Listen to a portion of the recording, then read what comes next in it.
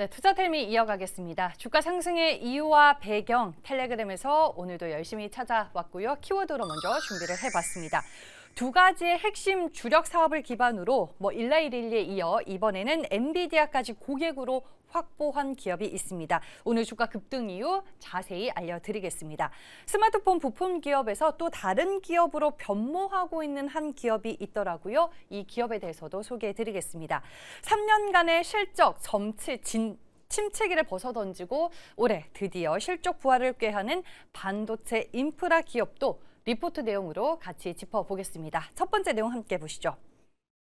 네. IT캠 얘기입니다. 어제 기관 투자자들을 대상으로 대규모 콥데이, 그러니까 IR을 진행했는데요. 여기에서 나온 얘기와 내용들을 누가 블로그에 잘 정리해놨고 이걸 업로드한 텔레방이 있어서 같이 보도록 하겠습니다. 오늘 주가 급등의 핵심적인 이유부터 말씀을 드리면 어제 Q&A 세션에서 처음으로 공개가 된 엔비디아향 전자재료 납품 소식 때문입니다.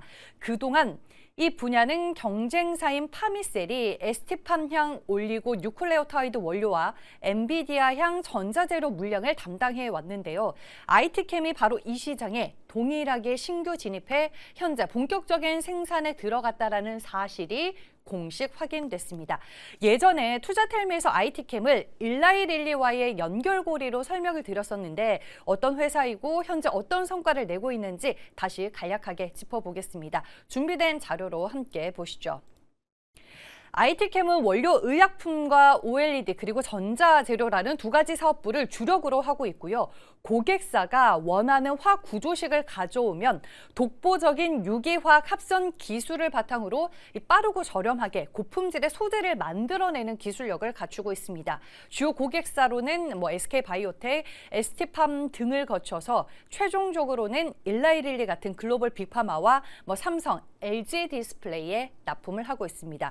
엔비디아 이슈 외에도 투자 포인트들이 좀 많은데요. 이미 작년 12월부터 일라이릴리 향 비만 치료제 원료 납품을 시작해 연 40억 원의 매출 올리고 있습니다. 특히 이번 IR에서는 이 주사제뿐만 아니라 경구용, 그러니까 먹는 비만 치료제 원료까지 개발 중이라는 사실을 최초로 공개하면서 기술적인 자신감을 또 한 번 드러냈습니다. 원료 의약품과 OLED 및 전자재료 다 포함해서 지금 밀려드는 주문을 소화하기 위해 충북 괴산에 신공장을 짓고 있고요. 2027년 하반기에 완공 시 생산 능력이 지금의 3배로 껑충 뛰게 됩니다. 그럼 주가 흐름도 한번 확인을 해볼게요. 분봉 차트 먼저 준비했습니다. 오늘 장 초반부터 개불어 떠서 시작을 했습니다. 13% 넘는 급등세로 출발을 한 데 이어서 장중에는 상한가를 터치하는 움직임까지 포함이 됐습니다. 현재도 두 자릿수의 주가 급등세 유지를 하면서 25% 넘게 오르고 있고요. 최근에 이제 3개월 동안의 주가 흐름을 보면 많이 지지부진은 하긴 했습니다. 지난해 12월 이후로 보시는 것처럼 주가 횡보가 좀 길었었는데 오늘이 주가 반등에 과연 시작점이 될 수 있을지 여러분들이 그 흐름을 추가적으로 더 지켜보시길 바라겠습니다. 다음 두 번째 내용 이어가 볼게요. 네, 시장에서 로봇주들이 반응을 하고 있는데 바로 이 기사 때문인 것 같습니다. 어제 국무회의를 통과한 노란봉투법 개정안의 이제 요지부터 짧게 설명을 드리면 사용자, 그러니까 원청의 책임 범위가 대폭 넓어졌습니다. 그동안은 하청업체 노동자가 원청업체, 그러니까 대기업을 상대로 직접 교섭을 요구하기 어려웠지만 이제는 원청이 하청 노동자의 노동 조건에 실질적인 지배력을 행사한다라고 판단이 되면 직접 교섭 테이블에 앉아야 합니다. 주사위는 던져졌고 당장 다음 달 10일부터 이 법안이 현장에 적용이 됩니다. 결국 이제 기업들이 꺼내들 수 있는 가장 현실적이고 궁극적인 해결책은 사람에 대한 의존도를 줄이는 거겠죠. 인간의 노동력을 대체할 산업용 로봇, 협동 로봇, 그리고 물류 로봇의 도입 시기를 앞당길 수밖에 없게 됐습니다. 여기에 이제 오늘 KH바텍이 스마트폰을 넘어서 휴머노이드 로봇 핵심 부품사로 시장의 재평가를 기다리고 있다는 내용의 기사가 보도가 됐습니다. 그럼 스마트폰 부품과 휴머노이드 로봇 부품은 어떤 연결고리가 있는지 제가 지금부터 준비한 자료를 보면서 자세하게 설명을 드리겠습니다. KH바텍은 수년간 초정밀 금속 가공과 조립 분야에서 뼈가 굵은 기업입니다. 결국 로봇이라는 것도 수많은 정밀 부품이 오차없이 맞물려 돌아가야 하는 초정밀 기기인데요. KH바텍은 스마트폰 부품을 만들면서 쌓아온 이 압도적인 공법과 조립 역량을 그대로 로봇 산업에 이식을 하고 있습니다. 이미 현대모비스에 1,000억 원에 가까운 디지털 콕핏 부품을 납품하면서 자동차 부품사로서의 기술력 검증 끝난 상태고요. 이제 그 방향의 키를 로봇으로 돌렸습니다. 가시적인 성과가 벌써 나오고 있는데요. 레인보우 로보틱스의 협동 로봇 모델에 들어가는 외장 케이스 부품 53종을 최근에 추가 수주했습니다. 단순히 폰 케이스를 만들던 이제 수준을 넘어서 로봇의 뼈대와 외장을 책임지는 파트너로 자리매김을 했다라고 볼 수 있겠습니다. 여기에서 이제 로봇의 원가에서 가장 큰 비중을 차지하는 구동 핵심 부품인 감속기 시장에도 진출을 하는데요. 최근에 고정밀 기어 전문 기업인 이스턴 기어와 손을 잡고 사람의 손가락이나 휴머노이드 로봇의 미세한 관절에 들어갈 30mm 이하급 초소형 감속기를 공동 개발하겠다라는 계획도 가지고 있습니다. 주가 함께 보시죠. 로봇주들의 주가 분위기가 좋은 상황에서 KH바텍이 오늘 로봇 부품주로 분류가 되면서 주가도 역시나 상당히 강한 흐름이 연출이 되고 있습니다. 현재도 8%라는 강한 주가 힘을 보여주고 있고요. 최근에 이제 3개월 봉을 통해서 이제 또 보면 연초 이후로 계단식 상승을 하면서 저점과 고점을 좀 높여 나가고 있는 단계이기도 했습니다. 로봇 부품 회사로 이제 분류가 되면서 어떤 밸류를 추가적으로 시장에서 더 받을 수 있을지 관전 포인트가 될 것 같습니다. 마지막 내용입니다. 반도체 장비 쪽에서 세보 MEC라고 다소 생소할 수 있는 기업에 대해서 알아보겠습니다. 어제 일자로 한국 IR협의 리서치센터에서 리포트가 나왔는데요. 시총이 워낙 작아서 증권사들이 잘 커버를 안 하는데 최초의 리포트가 나온 겁니다. 일단 이 회사, 뭘 하는 회사일까요? 반도체 공장을 지을 때는 거대한 건물 안에 가스와 물, 공기가 흐르는 혈관을 만들어야 하는데요. 세보 MEC가 바로 이 반도체 하이테크 공장의 핵심 인프라인 1차 배관 및 덕트 부문을 하고 있습니다. 국내 1위를 달리는 절대 강자 기업이다라고 볼 수 있겠습니다. 리포트 내용을 좀 자세히 보면 2022년 이후 이어졌었던 3년간의 보릿고개를 완벽하게 끝내고 올해 화려하게 실적 부활할 전망입니다. 역대 최대 실적에 근접하는 엄청난 점프업을 이루게 될 것으로 전망이 되고 있는데요. 그 이유는 수주 곡간이 꽉 찼기 때문입니다. 작년 3분기 말 기준으로 역대 최대 규모의 수주 잔고를 쌓아뒀고 이 물량들이 올해 매출로 본격적으로 꽂히기 시작합니다.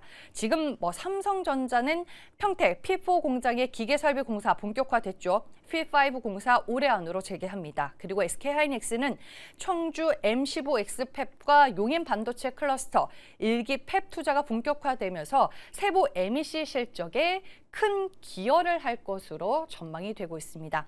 무엇보다 올해는 삼성전자의 평택 투자와 SK하이닉스의 용인 투자가 크로스되면서 완벽하게 맞물리는 해인데 앞으로 20년간 용인에만 SK와 삼성 합쳐서 총 10개 팹이 들어서고 무려 1,000조 원이 투입이 됩니다. 이 천문학적인 돈이 풀리는 시장에서 배관 그리고 덕트 1위인 세보 MEC가 장기적이고 구조적인 수혜를 싹쓸이할 가능성이 높다라고 리포트에서는 얘기를 하고 있습니다. 주가 함께 보시죠.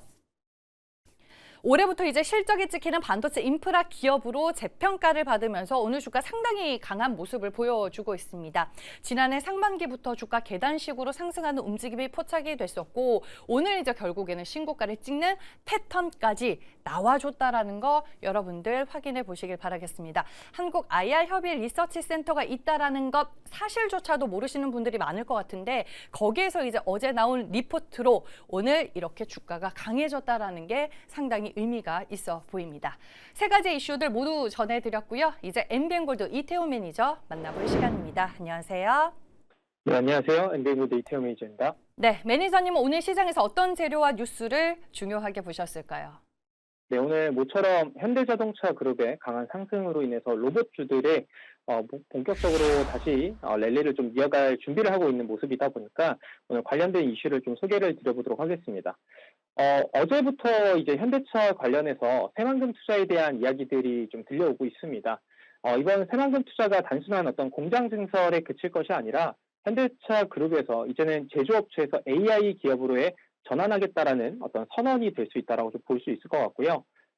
자율주행 로봇의 핵심, 결국에는 이제 데이터 학습 속도이기 때문에 이번 새만금의 10조 원의 어떤 투자를 한다라는 것은 AI 데이터 센터를 직접 짓겠다라는 거고, 이게 앞으로는 자율주행이라든지 로봇과 관련해서는 외부적인 어떤 기술에 의존하진 않고 이제 내부에서 좀 고도화하겠다라고도 우리가 해석을 해볼 수 있을 것 같습니다. 앞으로는 이제 현대차가 단순히 자동차를 잘 만드는 회사에서 이제 데이터를 가장 많이 쌓고 빠르게 학습시키는 그런 회사로 체질적인 부분들을 좀 바꾸는 과정이 될 수 있다라고 볼 수 있을 것 같고, 로봇도 결국에는 AI가 두뇌 역할을 하기 마련이죠. 그래서 데이터 센터를 이렇게 확보하게 되면은 휴머노이드 로봇, 공장 자동화, 뭐 어떤 공장 자동화 로봇의 성능에 있어서는 빠르게 개선될 수 있다라는 그런 기반을 갖췄다라는 부분도 주목을 해볼 수 있고요. 로봇주의 강세에 이어서 자연스럽게 이제 자율주행 기업에도 온기가 좀 확대가 되고 있는 모습인데, 자율주행 관점에서도 이번 새만금 투자는 주행 데이터를 계속 모으고 학습시키고 업데이트를 하면서 경쟁력을 계속 키워갈 수 있다는 부분 때문에 앞으로의 이번 새만금 투자가 현대차 그룹뿐만 아니라 자율주행이라든지 이 로봇 관련 업종에서 오랜 시간 동안도 아니었죠. 사실 한 달 정도 좀 쉬어가는 구간들을 좀 만들었었는데, 그 이후에 다시금 2차, 3차 랠리를 좀 보여줄 기틀을 마련했다라고 평가해 볼 수 있어서 다시 로봇주들 좀 투자에 대한 어떤 포인트를 가져가셔도 좋지 않을까 생각을 해볼 수 있겠습니다. 네, 오늘은 뭐 자동차 쪽 얘기를 빼놓을 수 없을 것 같습니다. 현대차 그룹에 이어서 자동차 부품주들까지 오후에 강한 시세를 내주고 있는데 밸류체인 안에서 어떤 종목을 매력적으로 보셨을까요? 확실히 이제 자동차 부품 업체들도 로봇이나 자율주행에 대한 어떤 성장 프리미엄을 아직 반영하지 못해서 추가적인 상승들이 나와주고 있는데, 앞서 말씀드렸던 이 자율주행 관련 업종에서도 좀 유망한 종목, 현대차의 어떤 밸류체인에 속해 있는 기업을 한번 주목을 해보시면 좋을 것 같습니다. 현재 2150원에 거래가 되고 있는 기업인데, SOS랩을 소개를 드려보도록 하겠습니다. 오늘 장 초반부터 강한 거래량을 동반해주면서 상승 흐름들을 좀 보여주고 있는데, 이제 지난 1월까지 상승 이후에 가격 조정을 충분히 거친 만큼 단기 바닥 반등 이후에 다시 한번 추세를 좀 올라탈 수 있을 거라고 보고 있고요. SOS랩 같은 경우는 라이다 만드는 회사로 잘 알고 계실 겁니다. 이 라이다라는 게 결국엔 로봇의 눈의 역할을 또 해주는 그 제품인데, 현대차의 로보틱스랩, 모베드향 라이다 공급을 본격적으로 이미 시작을 했습니다. 그래서 올해 하반기부터는 본격적인 양산 체제로 전환이 된다는 것을 눈여겨보면은 실적에 대한 부분을 한번 주목해 볼 필요가 있을 것 같습니다. 단순히 좀 보수적으로 보더라도 연간 한 1000대, 라이다가 한 2대 정도가 들어가게 되고 평균 판매 가격이 한 100만 원 정도를 적용하게 되면은 매출이 최소한 20억 이상은 좀 볼륨이 늘어나는 구조라고 보시면 될 것 같고요. 지금은 이제 시작 단계이기 때문에 숫자가 작아 보일 수는 있겠지만은 로봇이 자율주행과 다르게 이 라이다에 대한 원가 부담이 자율주행 차보다는 훨씬 더 부담이 낮고 정밀 동작이나 채택 비중이 높아질 가능성이 크기 때문에 향후에 현대자동차의 보스턴 다이내믹스향 휴머노이드 아틀라스의 적용 가능성이 굉장히 높다라는 부분에서 단순히 매출이 뭐 20억에서 40억 늘어나는 거를 주목할 게 아니라 글로벌 레퍼런스 확보와 앞으로의 이 원가 부담에 대한 그 축소, 이런 부분을 좀 더 주목해 보시면 의미가 굉장히 크다라고 보시면 될 것 같고요. 이미 모베드와 유사한 로봇 모빌리티 플랫폼 글로벌 탑티어 기업과 라이다 공급에 대한 논의도 진행을 하고 있다는 부분들을 주목해 보면은 충분히 추세 연속을 더 기대해 볼 수 있을 것 같습니다. 1차 목표가 22,000원 제시를 드리도록 하겠고요. 손절가는 14,500원 제시 드리도록 하겠습니다. 그리고 지난 2월 13일에 소개해 주셨던 두산이 오늘 또 신고가를 경신하면서 3차 목표 주가도 달성을 했습니다. 코멘트와 더불어서 이태호 매니저 만날 수 있는 방법 마지막으로 들어볼게요. 두산의 흐름 자체가 확실히 지난 신고가 고점 라인을 돌파 이후에 추가적인 상승 흐름들을 계속 보여주고 있는데, 뭐 추세적인 연속성은 계속 이어갈 가능성이 높아 보입니다. 이번 엔비디아 실적 발표 이후에도 두산의 실적 방향성이 좀 더 명확해지지 않을까 싶기 때문에 추가적으로 다음 목표가 125만 원 제시를 드리도록 하겠습니다. 오늘도 온라인 공개 방송 4시 40분에 준비되어 있습니다. 유튜브에 이태우 검색하셔서 입장하시면은 4시 40분에 지금 로봇에서 아직 덜 오른 그런 또 바닥에서 반등할 수 있는 그런 종목들 오늘 소개를 드릴 예정이니까 많은 시청 부탁드리도록 하겠습니다. 지금까지 MBN 골드 매니저 이태우였습니다. 감사합니다.